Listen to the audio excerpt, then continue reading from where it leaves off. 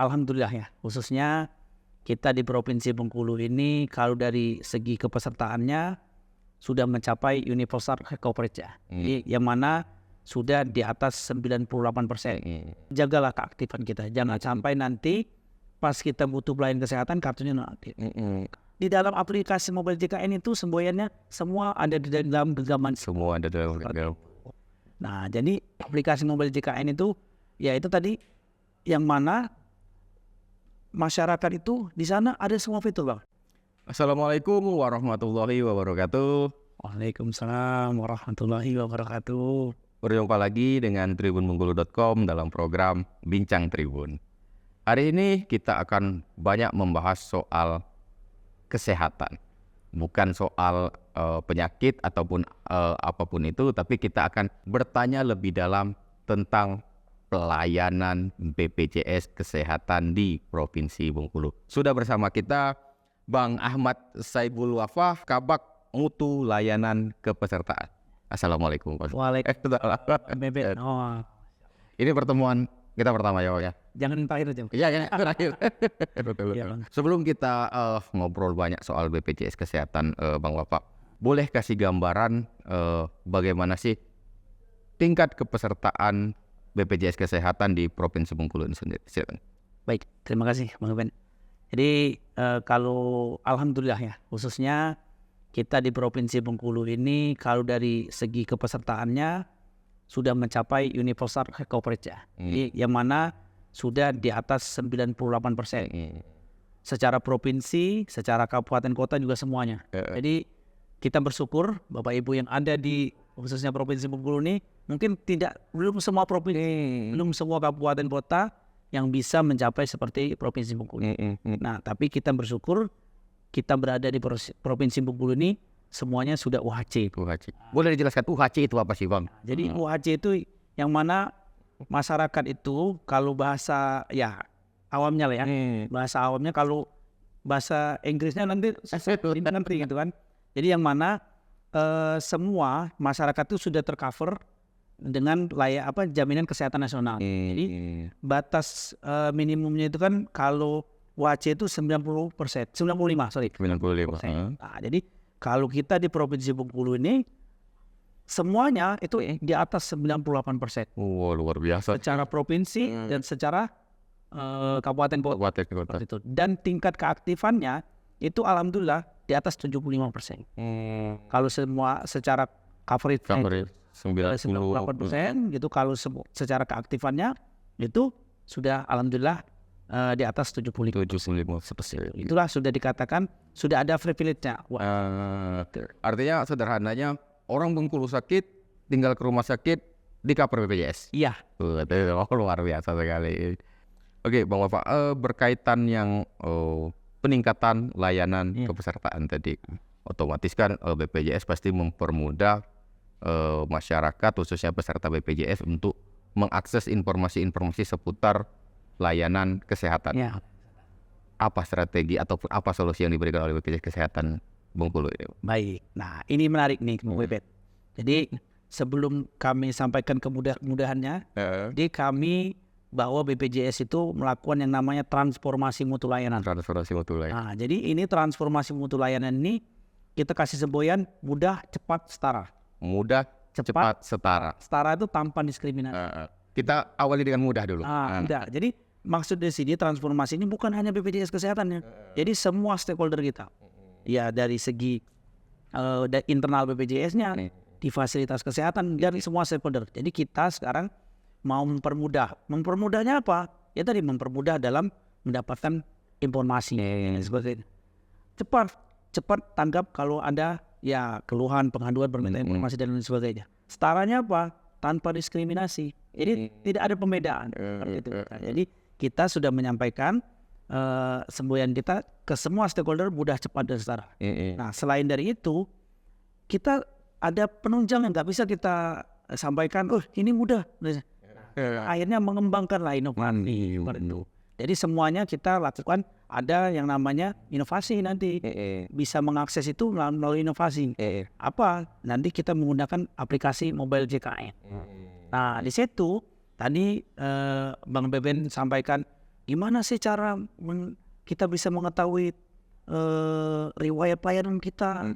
Gimana sih kita bisa tahu cara mendapatkan pelayanan, mengakses antrian online dan lain sebagainya. Nah, di dalam aplikasi mobile JKN itu semboyannya semua ada di dalam genggaman. Semua ada dalam genggaman.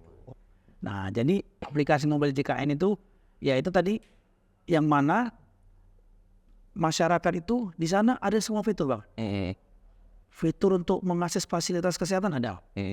Fitur untuk merubah data pribadi bisa. Jadi tidak perlu lagi ke kantor BPJS. Fitur untuk ibaratkan riwayat pelayanan kesehatan bisa. Fitur screening, kita mau mengetahui nanti riwayat kita juga bisa, Pak. Seperti itu. Jadi banyak sekali. Anggap saya adalah orang awam yang belum mengerti mobile JKN, meskipun saya sudah lama sekali download itu. Luar biasa. Boleh dijelaskan Bang Bapak, bagaimana sih orang yang belum download untuk memulai atau mendaftar di mobile JKN itu? Oke. Untuk Bapak Ibu, sanak keluarga, gitu ya. Jadi mobile JKN ini sebenarnya suatu inovasi aplikasi yang memudahkan kita sebenarnya. Jadi kalau cara downloadnya cukup nanti di Play Store atau App Store itu bisa. Nanti cari saja pencarian mobile JKN. Nanti akan keluar ada logo mobile JKN-nya warna biru. Nah, kita registrasi, download dulu, setelah itu kita registrasi. Nah, untuk registrasi seperti apa? Ya, tinggal kita ikuti aja. Nanti dia minta NIK, masukkan NIK, minta password, kita masukkan password. Insya Allah kalau kita sesuai dengan petunjuk yang di sana, insya Allah semuanya ya mudah, cepat. Mudah, seperti itu. Dan yang pasti data-data peserta aman ya. Ya, nah apalagi tadi mungkin kami selalu sampaikan, mungkin ada beberapa yang bilang, kenapa harus di-password kan dan sebagainya. Nah, jadi password itu Bang, dan kami sudah password itu standar. Jadi ada kata sandi itu, tidak hanya ibaratkan angka saja, tidak. Jadi untuk keamanan data tadi, jadi kita sudah membuat kata sandi itu yang standar. Ya standarnya ada huruf besarnya, huruf kecilnya, ada angkanya, ada karakternya. Jadi untuk data insya Allah aman lah. Aman, betul. Dan yang selalu saya sering dapat SMS. Kalau dulu saya nyebutnya SMS pelayanan publik. Kalau sekarang nggak SMS lagi, mungkin WhatsApp ya. WhatsApp. Tahu dari DM Instagram segala macam. Meskipun sudah banyak kita beralih ke digital, tapi masih ada masyarakat ini yang bertanya, bagaimana kalau kartu fisik hilang?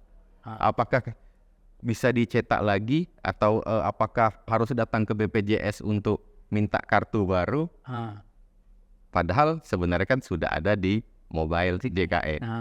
Saya ingin minta penjelasan dari Bang Wapa, kartu fisik, kartu digital BPJS Kesehatan ini semua berlaku di Paskes mana saja?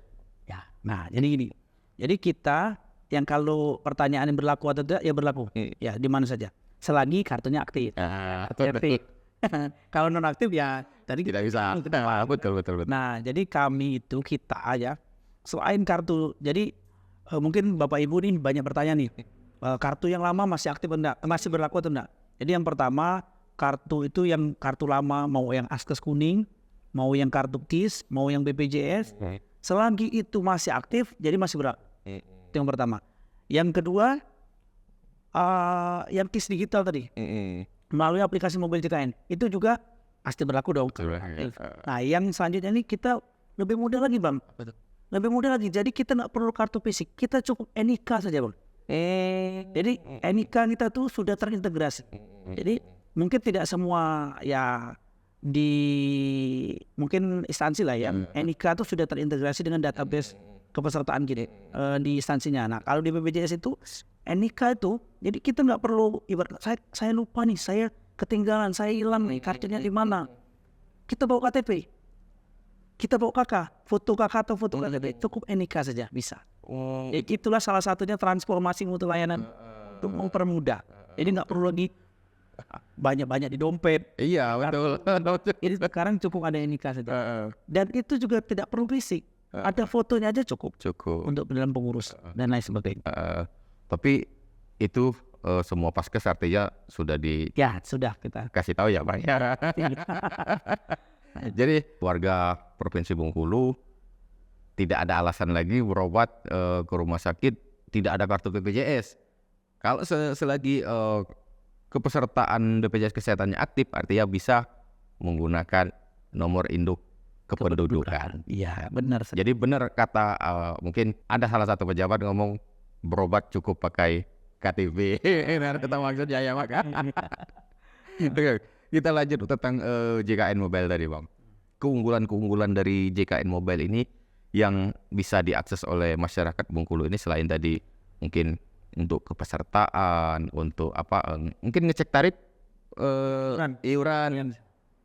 Apalagi sih inovasi-inovasi yang dilakukan oleh BPJS Kesehatan? Nah, jadi kami itu mengembangkan aplikasi mobile JKN ini, selain bisa untuk mengetahui riwayat pelayanan kesehatan. Jadi tidak semuanya loh aplikasi itu kita bisa lihat sendiri kita kan. Terus untuk bisa mengubah data, untuk bisa mengambil antrian online, kita juga di sana Bang, tadi Abang sampaikan, bisa untuk kita lakukan cek pembayaran. Terus ada juga yang lebih bagus nih Bang, ada menu rehab Bang. Menu? Rehab apa tuh Bang? Perasaan nih kan, rehab itu kepanjangan dari rencana pembayaran bertahap. Nah ini untuk sanak keluarga kita yang mohon maaf, yang lupa membayar. Apa ya? Yang kalau bahasa kerennya nunggak atau lupa membayar. Nah jadi karena dia ibaratkan, mohon maaf nih, karena nunggaknya ibaratkan sudah setahun. Bahkan udah berapa bulan coba itu. Nah jadi di menu rehab ini bisa dimanfaatkan. Jadi kita bahasanya itu untuk mencicil.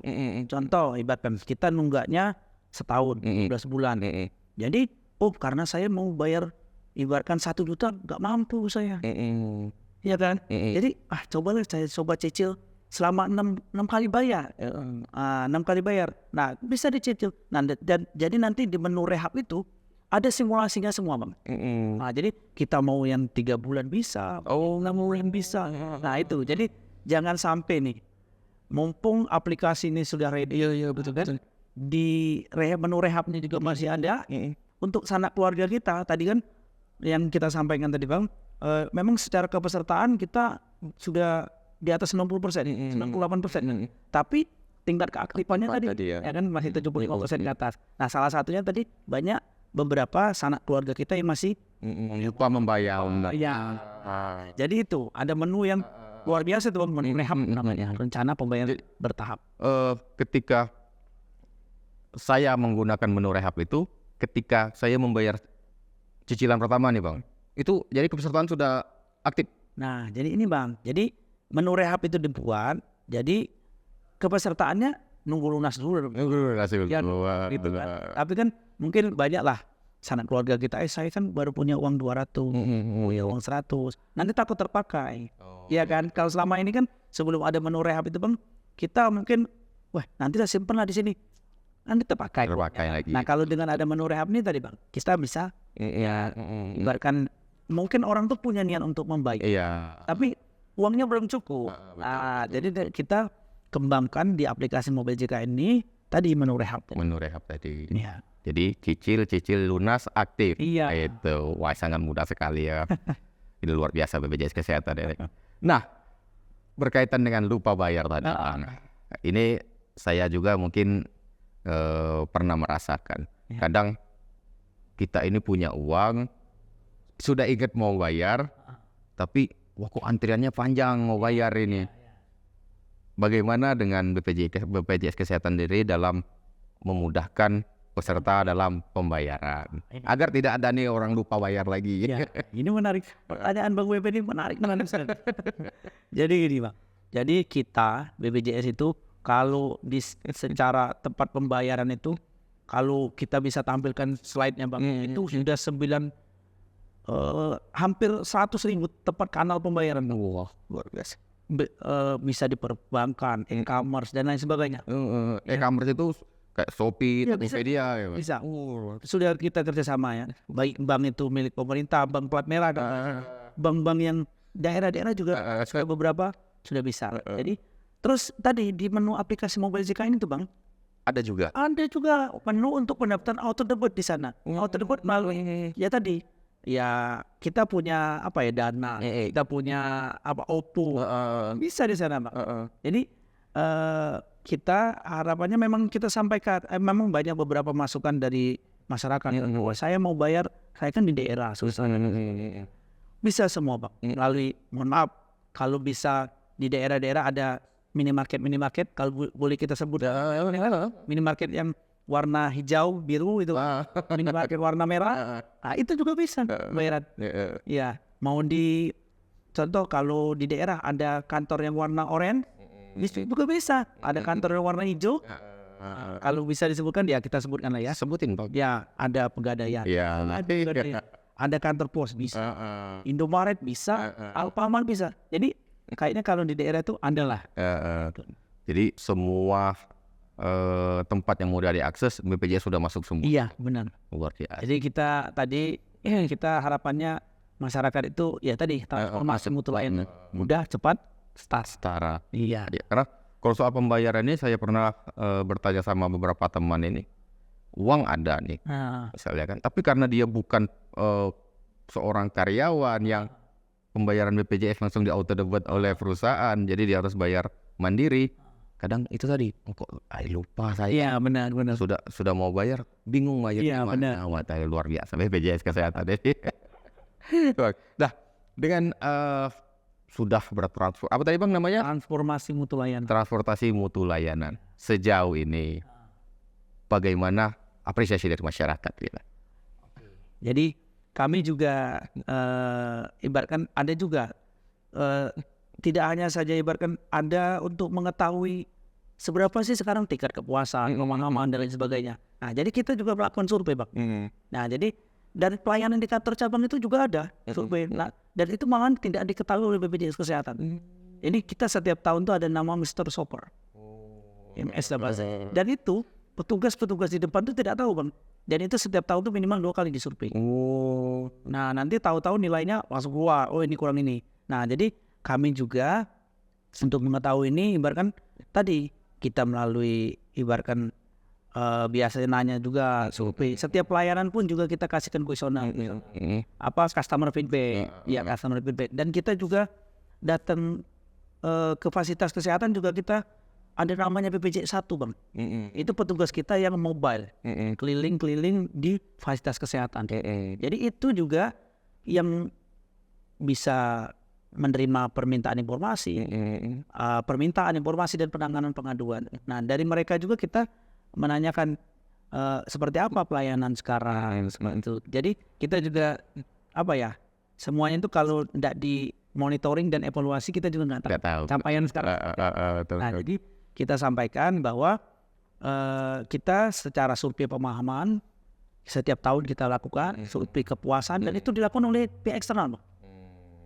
Dan yang terakhir tadi survei di kantor cabang nama Mr. Shopper. Dan itu dilakukan pihak eksternal dan itu melakukan peningkatan secara setiap tahun seperti itu. Gitu. Iya. Oke Bang, saya berangkat dari keluhan masyarakat. Iya, benar. Ya.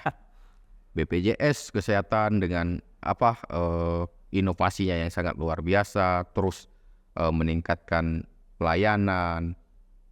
Bagaimana dengan mitra-mitra BPJS Kesehatan sendiri Bang? Karena kan mungkin Abang pernah baca berita, itu kan setiap keluhan itu bukan ke BPJS-nya malahan. Iya. Malah ke mitra kesehatan BPJS. Kok saya pakai BPJS ditolak? Itu bagaimana BPJS Kesehatan dalam memberikan pemahaman kepada mitra-mitra? Baik. Jadi gini Bang, kita juga karena tadi transformasi ini bukan untuk BPJS saja. Transformasi mutu layanan untuk semua tadi kan. Nah, kita juga sudah dengan fasilitas kesehatan ibaratkan tadi untuk menunjang semuanya berjalan dengan lancar. Kita untuk peningkatan ini salah satunya kita komitmen dan sebagainya. Nah, kita ada namanya customer feedback untuk SIM-Link. Ya, untuk ngecek pelayanan ke fasilitas kesehatan. Nah, yang lebih menarik ini Bang, untuk meningkatkan layanan ini kita ada namanya janji layanan, Bang. Janji layanan. Ya, janji layanan ini Bang, itu di fasilitas kesehatan tingkat pertama dan tingkat lanjutan kita buat ditandatangani direktur. Direktur ditandatangani direkturnya, ditandatangani kalau di puskesmas kepala puskesmasnya, dan itu janji layanan itu Bang. Semua di salah satunya di sana ada tidak membeda-bedakan, tidak membatasi kelas rawat inap, tidak adanya iur biaya. tidak meminta fotokopi. Nah, jadi ada semua dan itu diketahui kalau itulah enaknya di Provinsi Bengkulu ini pemerintah daerahnya mau ketahui Bang. Jadi Bapak Ibu kita harapan kita fasilitas kesehatan comply lah, patuh dengan janji layanan mereka teman-teman sudah buat. Nah, jadi dan itu ditempel juga Bang. Ini rumah sakitnya di tempat-tempat yang di rumah sakit, di puskesmas, di kliniknya, tempat-tempat yang dapat dilihat oleh masyarakat. Jadi gitu Bang. Jadi ini suatu penegasan lah ya Bang. Ya, artinya benar. Bagi masyarakat Bengkulu yang BPJS kesehatannya aktif, Ya, jangan takut untuk ke rumah sakit. ya benar. Ya. Jangan takut ditolak. Gitu, ya. Nah, karena kita tadi Bang ada namanya BPJS 1. BPJS siap membantu. Di fasilitas kesehatan ada foto kita Bang, kita tempel, ada nama, ada nomor HP. Nah, itu di mana letaknya nanti itu Bang? Nah, letaknya itu kalau di fasilitas kesehatan sekarang kita sudah tempel itu di fasilitas kesehatan tingkat lanjutan. Bisa di rumah sakit ya, utama itu sudah ada. Jadi pasti ada itu di IGD.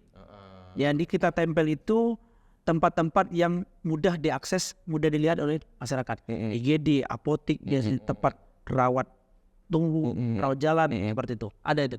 Jadi Bapak Ibu kalau ke rumah sakit coba buktikan cari poster. Jadi nanti ada foto petugas BPJS, foto orang rumah sakit Bang. Di situ ada nama, ada nomor HP. Kalau untuk di kantor cabang Bengkulu ini namanya Mas Rizal. Mas Rizal, Muhammad Rizal. Itu nomor handphonenya ada semua. Waduh. Jadi harus standby itu. Itu Mas Rizal tuh koordinator. Jadi dia ada tim lagi di bawahnya. Tapi, Mas Rizal tuh nomor HP-nya terpampang di mana-mana. Jadi jangan takut.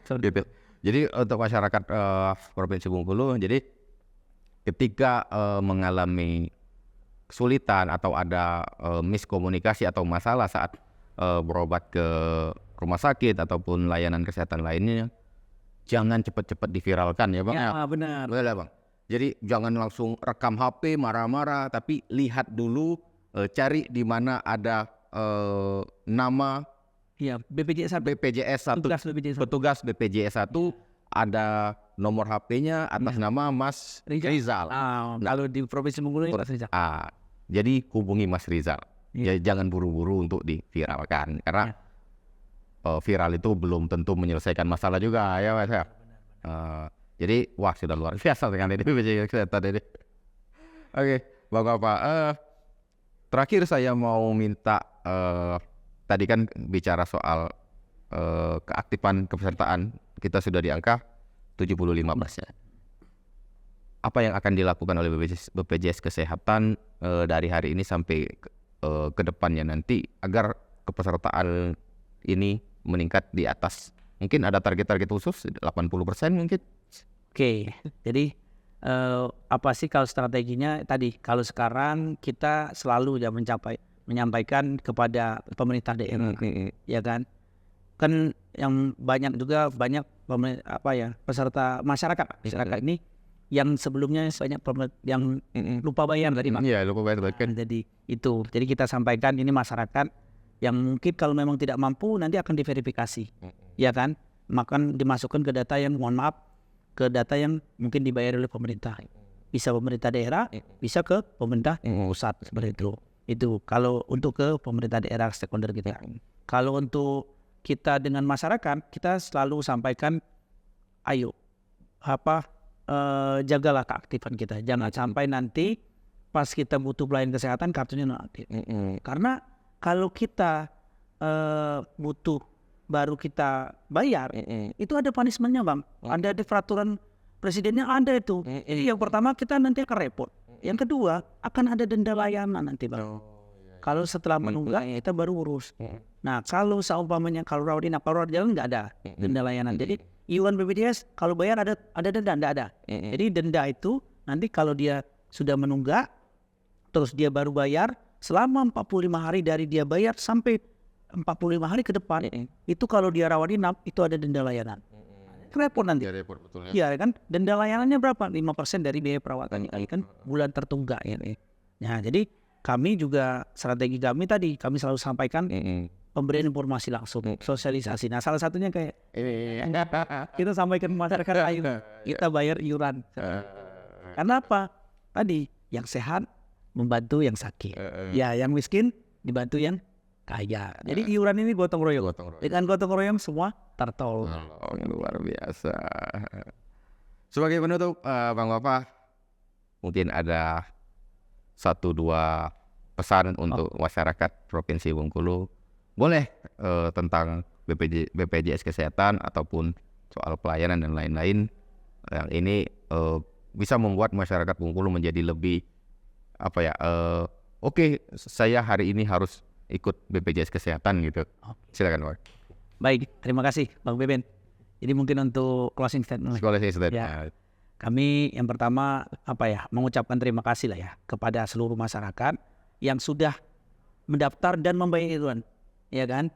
Nah, untuk masyarakat yang belum, tadi ayo jangan tunggu sakit, nunggu apa lagi seperti itu. Jadi ini adalah program miliknya pemerintah, ya, miliknya masyarakat Indonesia. Jadi BPJS hanya badan penyelenggara. Jadi ayo kita jaga program ini dengan bagus. Jadi program ini akan berjalan dengan ada BPJS sendiri, tidak bisa, tapi semuanya. BPJS Kesehatan, kementerian lembaga terkait, Pemda dan lain sebagainya. Dan kita sebagai masyarakat, kita harus juga menjaga BPJS Kesehatan. Jadi kalau ada informasi tentang mohon maaf, ya negatif dan lain sebagainya, silakan hubungi kami. Insya Allah BPJS Kesehatan akan menyampaikan lah, ada permintaan, ada informasi dan keluhan. Sampaikanlah ke kanal-kanal yang ada tadi. Jangan sampai informasi tadi yang kata Bang Beben langsung diviralkan dan lain sebagainya. Seperti itu. Jadi sekali lagi, ayo kita jaga program ini. Program ini programnya milik kita, ya bukan miliknya BPJS Kesehatan. Jadi program Jaminan Kesehatan Nasional ini adalah programnya Indonesia, seperti itu. Mungkin itu, Bang. Oke, terima kasih banyak, Bang. Sudah sangat informatif. Semoga masyarakat Bengkulu menjadi memiliki banyak pemahaman tentang BPJS Kesehatan. Saya tutup. Wassalamualaikum warahmatullahi wabarakatuh. Waalaikumsalam warahmatullahi wabarakatuh.